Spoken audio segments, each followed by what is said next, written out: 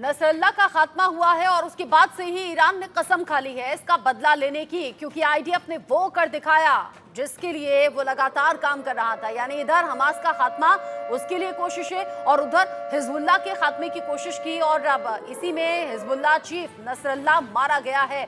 नसरल्ला की मौत के बाद ओआईसी की मीटिंग भी हुई है। जो जानकारी है, ईरान ने बुलाई इस्लामिक सहयोग संगठन की मीटिंग, क्योंकि अब तैयारी बदला लेने की है। लेबनान के हालात पर ओआईसी की ये बैठक बुलाई गई है। बैठक में गाजा और लेबनान पर चर्चा होगी। इस्लामी देशों के बीच में एकता, एकजुटता के महत्व पर जोर दिया जाएगा, क्योंकि इधर गाजा में हमास के खात्मे की कसम खाए हुए आईडीएफ लगातार आगे बढ़ रही है और ये जो नरसंहार है ये लगातार चल रहा है, जिसमें बेकसूर मारे जा रहे हैं। और ऐसे में इधर जहां पर लेबनान में हमला किया गया और लेबनान में हिजबुल्लाह के खात्मे के लिए जब एक के बाद एक एक्शन हुए, एक के बाद एक एयर स्ट्राइक हुई, हमला हुआ, तो उसी में मारा गया है हिजबुल्लाह चीफ नसरल्लाह भी। और इसको लेकर ईरान अब बौखला गया है और कह रहा है कि इजरायल को इसका खामियाजा भुगतना होगा। और ऐसे में ओआईसी की ये मीटिंग बुलाई गई है। ईरान ने इस्लामिक सहयोग संगठन की ये मीटिंग बुलाई है लेबनान के हालात पर जानकारी लेने के लिए, बात करने के लिए, और लेबनान में जो हो रहा है, गाजा में जो हो रहा है, उसके जवाब में क्या एक्शन होना चाहिए, कार्रवाई होनी चाहिए, इसी को लेकर ये मीटिंग बुलाई गई है। अब ईरान की नजर है। ईरान जो दावा करता रहा कि इजरायल को 7 फ्रंट पर घेरा हुआ है और ईरान की तरफ से बताया गया कि कैसे इजरायल के खिलाफ एक्शन की तैयारी है, लेकिन इतने भर में ही बेंजामिन नेतन्याहू के निर्देश पर आईडीएफ ने कर दिया बड़ा हमला और इसी बड़े हमले में मारा गया है नसरल्ला। अब इस पूरी घटना को लेकर जब मीटिंग बुला ली गई है ओआईसी की, तो इस मीटिंग में क्या खास है जान लीजिए। खामेनेई ने इमरजेंसी मीटिंग बुला ली है। हमले के लिए ब्लूप्रिंट तैयार कर लिया गया है, यानी कि हमले का जवाब देने के लिए ईरान ने इजरायल को बड़ी धमकी दी है। हालांकि धमकी वो पिछले कुछ वक्त से लगातार दे रहा है, लेकिन उस धमकी पर अमल नहीं कर रहा। ईरान ने प्रॉक्सी संगठनों को अलर्ट किया है और ये कहा है कि बस अब बदले की कार्रवाई जरूरी है। इजरायल की घेराबंदी में लगा हुआ है ईरान, और ईरान जो कि इजरायल को बड़ा नुकसान पहुंचाना चाहता है। अमेरिका ने मध्य पूर्व में सेना बढ़ा दी है। अमेरिका जो लगातार इजरायल का सपोर्ट कर रहा है और अब फिर से मध्य पूर्व में सेना बढ़ा ली है। इजरायल ने ईरान को धमकी भी दी है। हूती का अमेरिकी युद्धपोत पर हमला भी यहाँ खबर सामने आई है।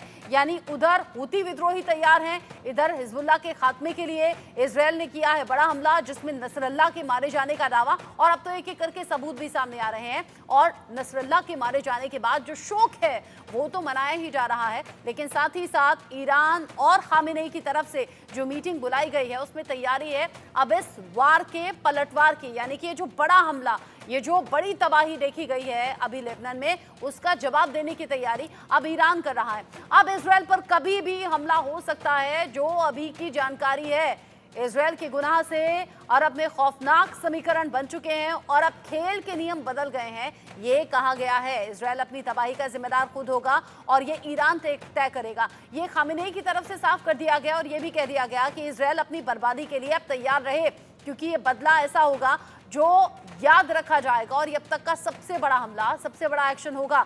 अब तैयारी में कैसे ईरानी प्रॉक्सी है, क्योंकि ईरान लगातार प्रॉक्सी देशों के साथ पर ही इजरायल को धमकाता रहा, धमकी देता रहा, लेकिन उधर से इजरायल ने कर दिया बड़ा हमला, जिसकी तबाही देखी जा रही है लेबनान में, बेरूत में, और नसरल्लाह के मारे जाने के तौर पर ही भी अब यहाँ पर ये साफ साफ कर दिया गया है। ईरानी प्रॉक्सी जो सामने आए हैं वो कह रहे हैं हम इजरायल को उसके गुनाहों की सजा देकर रहेंगे। जो 7 अलग अलग फ्रंट पर इजरायल को घेरने की तैयारी थी वो अब असली तौर पर सामने आएगी जब बदला लिया जाएगा। यहूदियों की बेरूत में बमबारी, नाजियों जैसी बर्बरता है, इजरायल को अंजाम भुगतना होगा, ये साफ कर दिया गया। साथ ही साथ ये भी कहा गया है यहूदियों का खूनी आक्रोश बढ़ चुका है, अब उससे बदला भी वैसा ही लिया जाएगा। ये जो प्रॉक्सी हैं, ये प्रॉक्सी अलग अलग तरीके से इस एक्शन पर रिएक्शन दे रहे हैं, यानी कि इस बार पर पलटवार की तैयारी भी है और जो रिएक्शन है वो बता रहे हैं कि कैसे दर्द जो है वो भी छलक रहा है और जो बदले का इंतकाम है वो भी लेने की तैयारी है, यानी कि जो खून खौल रहा है वो बदले के इंतकाम के लिए है। अब इन सब के बीच में जिस तरीके से तैयारी है हिजबुल्लाह को खत्म करने की, छोटी कोशिश भी यहाँ सामने आ रही है। खामेनेई का दर्द छलका है और इस दर्द के छलकने के बाद ये कहा गया है कि हिजबुल्लाह मजबूत संगठन है, उसे खत्म करना यूं आसान नहीं। ये जो हमला हुआ है इसे छोटी कोशिश खामेनेई ने कहा है और कहा है कि मिडिल ईस्ट की सभी ताकतें हिजबुल्लाह के साथ में हैं। लेबनान में नागरिकों की हत्या इजरायल की क्रूरता है, यानी कि जो सिविलियंस मारे जा रहे हैं उसको लेकर खामेनेई ने कहा कि ये इजरायल की क्रूरता है और इस हमले से पूरी तरह से हम तैयार हैं कि किस तरीके से इजरायल से इसका बदला लिया जाए और इजरायल में अब सबसे बड़ी तबाही देखी जाएगी। यानी कि जो 7 फ्रंट पर घेरने की बात ईरान अभी तक करता रहा या ये कहिए धमकियां देता रहा कि इजरायल को भुगतना होगा, वो अब ऐसा लग रहा है कि ईरान की तरफ से अब गियर चेंज किया जा रहा है और अब जो धमकियां अब तक की थी उन्हें असल में साबित करने के लिए ईरान कदम आगे बढ़ा सकता है। खामेनेई का सुरक्षा घेरा क्या है ये भी आप देखें। 3 किलोमीटर के इलाके में जैमर्स लगाए गए हैं और ये सुरक्षा घेरा कैसे काम कर रहा है, मिसाइल डिफेंस सिस्टम भी तैनात किए गए हैं किसी भी तरह के हमले से बचने के लिए। पूरे इलाके को IRGC ने घेरा हुआ है क्योंकि ईरान ये जानता है कि अभी तक जो वो धमकियां देता रहा, जो चेतावनी देता रहा, उसका असर, उसका ये कहिए एक तरीके से जो रिजल्ट है वो लेबनान में देखा गया है और ऐसा रिजल्ट ईरान में भी देखा जा सकता है और इसीलिए खामेनेई ने कर लिए हैं ये बड़े इंतजाम। इस पर हम बात करेंगे। कैप्टन रिटायर्ड श्याम कुमार जी मेरे साथ में जुड़ गए हैं, पूर्व अधिकारी हैं नौसेना के। स्वागत आपका सर। मेजर जनरल रिटायर्ड राजन कोचर मेरे साथ में जुड़े हुए हैं डिफेंस एक्सपर्ट के तौर पर। सर आपका भी बहुत स्वागत। जो हालात अभी बने हुए हैं ईरान इजरायल में, ये जो युद्ध के हालात हैं ये किसी से छिपे नहीं, लेकिन उधर गाजा में बड़ी तबाही जो दुनिया देख रही है और अब लेबनान नसरल्ला का मारा जाना ये पूरी दुनिया में चर्चा का विषय बना हुआ है। लेकिन कैप्टन श्याम कुमार, अभी हालात पर जो नजर बनी हुई है दुनिया के अलग अलग देशों की, सवाल जहन में ये कि जितनी बड़ी तबाही इजरायल ने दिखा दी है, क्या उसका बदला ईरान लेगा और क्या ले पाएगा? थैंक यू रचना। देखिए ये तो होना ही था। जैसी घटनाएं घट रही हैं मिडिल ईस्ट में और 7 अक्टूबर को जब जगाया गया है एक प्रोग्रेसिव इजराइल को और उन लोगों को भी जो प्रोग्रेसिव थे मिडिल ईस्ट में, तो उसका बदला इजराइल हमास का की सफाया और हॉस्टेजेस को छुड़ाने के प्रण के साथ बहुत आगे आ चुका है। जब मैंने कई चैनल्स पे ये कहा था कि हिजबुल्लाह कोई बड़ा अटैक इजराइल पे नहीं करेगा और छिटपुट रॉकेट के गोले दागता रहेगा, तो ये 8 महीने से ये लगातार मैं कह रहा था। अब इजराइल का मौका आया है, इजराइल को मौका मिला है।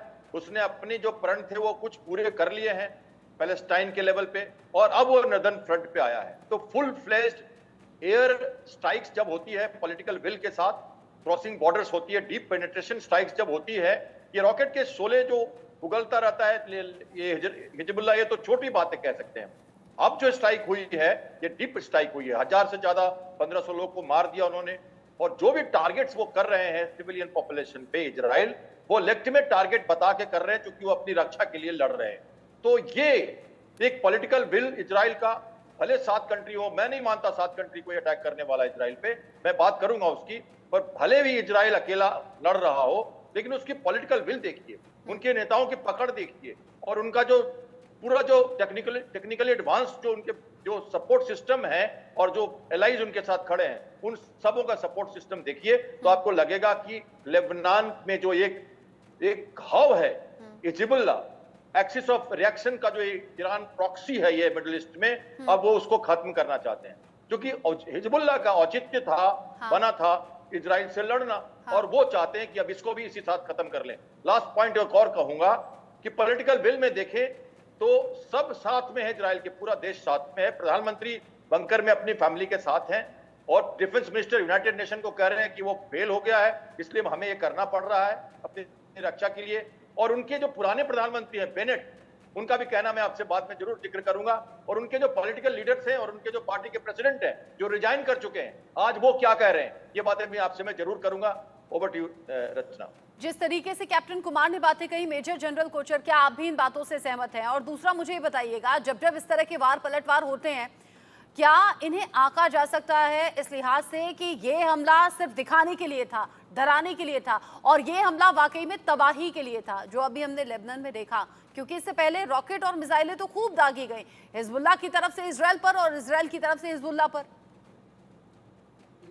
देखिए, अगर हम वॉर की एक स्ट्रेटजी के बारे में बात करते हैं तो लड़ाई जो युद्ध है, आप एक स्ट्रेटजी के तौर पे आप उसको लड़ते हैं, पहली स्ट्रेटजी होती है कि दुश्मन का जितना भी इंफ्रास्ट्रक्चर हो, आप उसको तबाह करना चाहते हैं, उसका कमांड एंड कंट्रोल सिस्टम को आप उसको खत्म करना चाहते हैं, कम्युनिकेशन सिस्टम्स खत्म करना चाहते हैं कि आपस में लोग अपना कम्युनिकेट कर ना कर सके, और सबसे इम्पोर्टेंट है दुश्मन का मोराल को आप खत्म करना चाहते हैं। तो ये जितने भी एयर स्ट्राइक्स हम देखते हैं, हम इसको प्री एम्प्टिव स्ट्राइक्स बोलते हैं, क्योंकि लड़ाई से पहले आप कोई भी मिलिट्री हिस्ट्री कैंपेन को अगर आप पढ़ेंगे तो आपको एक इम्पॉर्टेंट डिडक्शन सामने आएगा कि एक लड़ाई के स्टार्ट होने से पहले आपका जो आर्टिलरी फायर पावर है और आपका जो एयर पावर है,